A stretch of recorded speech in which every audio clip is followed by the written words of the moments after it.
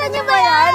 Nandito kami ngayon sa Merlion. Pati Marina Bay. GCC 2016 welcomes you to Singapore! Nakaranas ako ng GCC, I feel grateful at saka blessed kasi of all the students, parang nabigyan ako ng chance to interact with other cultures. I feel blessed din ako kahit nakapunta na ako sa ibang bansa.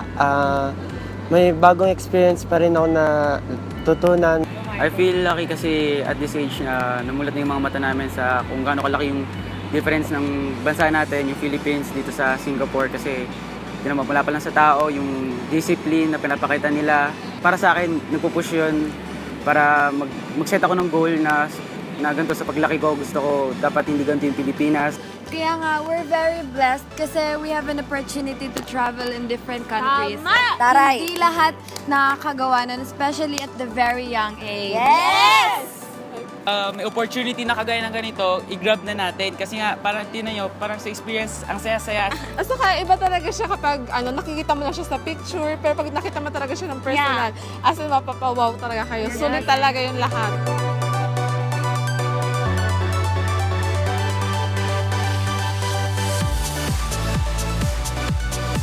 Ako, syempre sobrang feeling ko blessed na blessed talaga ako. And sobrang thankful ako sa parents ko.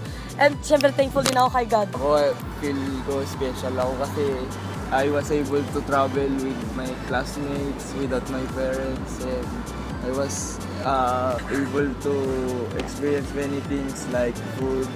Sa akin naman, nafe-feel ko na blessed ako. Tsaka sa dinami-dami na ako yung isa ako sa nabigyan ng opportunity para harapin yung kung ano yung nasa labas na bansa natin. Nakaharapin yung mga iba't ibang tao, iba't ibang culture.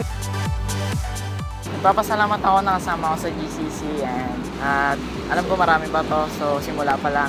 Nagpapasalamat ako sa parents ko. Very thankful po ako na sinama niyo ako dito. Hindi kayo nag-hesitate na sayang yung pera na i-invest sa akin. God bless you. I love you. So kay mama at kay papa, thank you very much. Kung hindi dahil sa inyo, hindi ako makakapunta dito, hindi ko ma-experience yung mga ganitong bagay. Mami at daddy, thank you po dahil nag-invest kayo sa akin, saka forever kayo to treasure yung experience na to. Thank you na lang sa pagka-invest niyo sa akin na makapunta dito. Ditang pagod. Oo. So yun nga, nagpapasalamat kami sa magulang namin. Thank you! Yun, dapat as a student na na-appreciate namin yung pag-i-invest ng family namin, syempre ng magulang namin kasi hindi biro yung ginastos nila. So thankful na nabigyan kami ng opportunity na ganito. Thank you po. Kaya ma and pa, thank you and we love you.